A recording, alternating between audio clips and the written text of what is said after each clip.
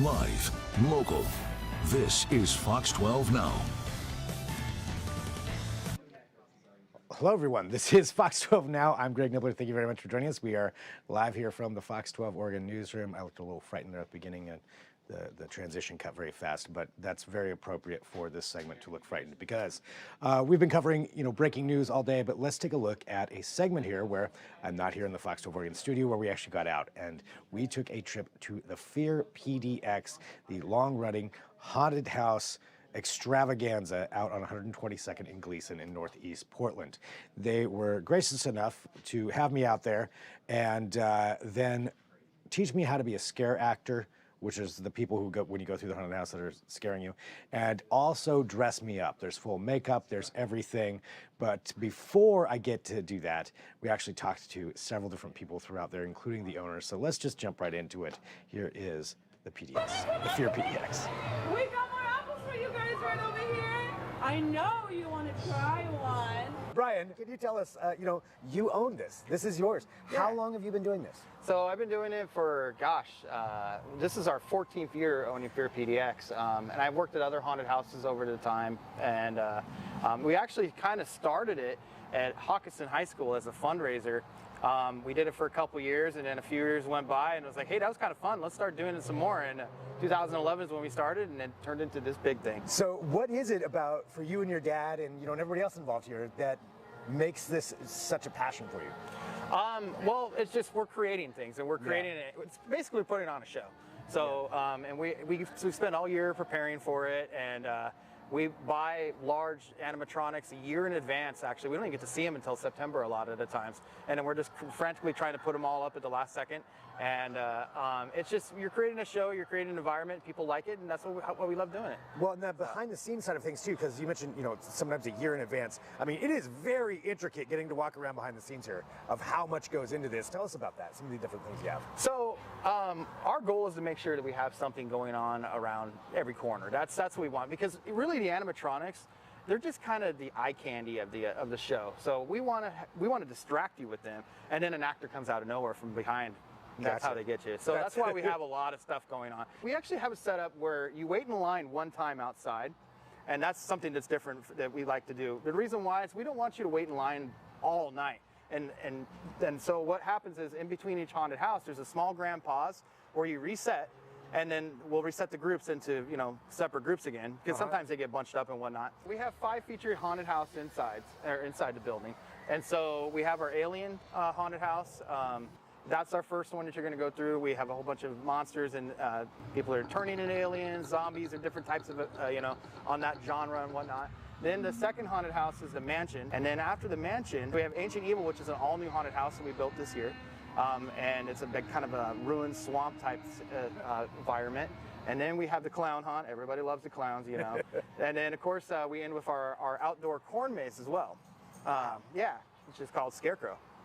That's a lot going on. And then there's also more. So when you think you're done with the main haunts, we did something new this year. We actually created mini haunts. And they're just small little haunted houses outside that you can go through as many times as you want. And they're packed full of actors and whatnot and animatronics. I'm on the look for some new hair. Do you know where I can find any? I am going to be getting into a costume of some sort myself, but we wanted to talk to an expert who I'm joined here right now by Sam. Sam, how long have you been doing this here? This is 10 years. 10 years. This year, yes. It seems like it's one of those things, once you're in the industry, you don't want to leave the industry. No, you get addicted very quickly. So when you're going out there and you're, scaring people, is that the right term? What are some good terms? So for me personally, I'm in the queue line, so that's when everyone's waiting in line, waiting to get inside. And on the super long nights, the times can be slow, right?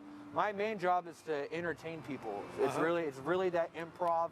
It's that having good interactions and making jokes, talking with customers, and making them laugh. I'll get some scares in here and there, but it really is very pure and raw, getting to interact with different customers, because you also never know how they're going to react as well.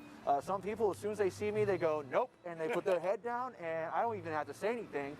And I try to also make sure that people are as comfortable, but also uncomfortable as well, because I don't want you to get so scared before you even go through through, then leave. Right. It's happened before. Just trying to warm them up. Yeah, just warm them up, give them a little bit of that exposure, and let them know that we're not all bad, but don't listen to me, because as soon as you get inside, there's no out, right? So what does it take? You are obviously not Sam right now. Yeah. You are whatever this terrifying clown is. What does it take to get into the character?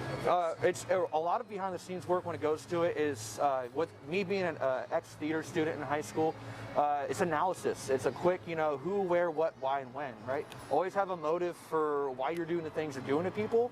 And that'll help give you a better understanding on how you're going to interact with people, especially with improv. If you have a little bit of a backstory behind your character and what you're doing, it can really help improvise a lot of your interactions, your scares, and a lot of it too is learning on the floor.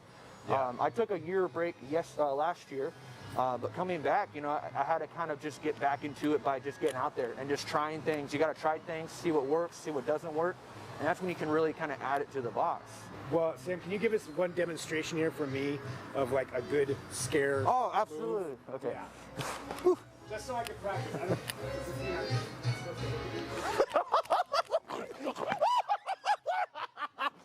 Oh, your face will look better on mine. We can switch if you'd like. We're here at the Fear. Oh, yeah. I want to start off just by asking, can you tell us where we're at right now? We are in the backstage of Fear PDX. So this is our makeup area right here. This is where all the goblins and ghouls get ready every night. And how many goblins and ghouls do get ready here? Every single one of them. All of them? Every single one of them. They come through the door, they check in, and then they figure out where they're at every night. And then from there, they get their costume, and then they sit down, and we make them wherever they're at. How many people is that on average? If you had to guess. I'd say around 60, 70. That's a lot. Yeah. That's a lot. Yeah, it's a pretty big haunted house. And so every night, everybody gets redone up depending on which house they're going to. Yep, and it can change just depending on what actor goes where. Like I said, we have all different types of scare zones and parts in the haunt. It gets very hectic, very busy. People constantly running in and out of here all throughout the night, just making sure everything back here goes smoothly, because everybody walks through inside the haunt, but they don't really have a understanding of backstage and Right. everything that we do to prepare to run a show every single night. What's one of the biggest challenges of this? I would say to get everybody in and out of the chair and out there, and literally it's like wrangling a bunch of hamsters at times because there's so many people that come in and out of the chairs, and you really have to figure out, okay, everybody is different, right? So it's having them sit in your chair and making sure, they can have airbrush makeup and how comfortable they are, because it's really depends on how we put our stuff out, how they're gonna look. So Yeah. it really comes down to us in the back end to really sell the show and make things look the way they do. Yeah, you really have to know your stuff to do this. Yeah. Okay, so I think we're gonna get me into a costume here a little bit. Yes. What should I know? What would be my guide here on deciding what to do? I think we're just gonna decide what to do. just gonna decide. Yeah, I think we're just gonna throw you in. I kind of was already thinking, I saw your face and I was like, okay, I think I already know what makeup know we what want to that do. means. Okay. And it's funny too. We were just talking about this yesterday. We'll have actors come in and we'll have our favorite faces. That some people's face is just a little bit more fun to do makeup Fun to on. mess with. And it's not necessarily who they are usually, but it's some people just have a really good face for makeup. So Gotcha. yeah. Okay.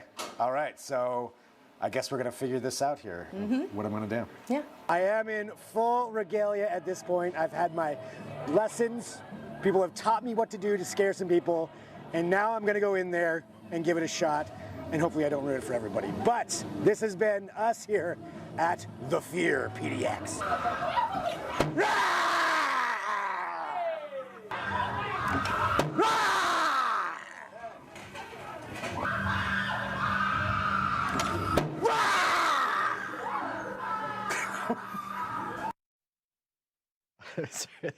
I was watching that.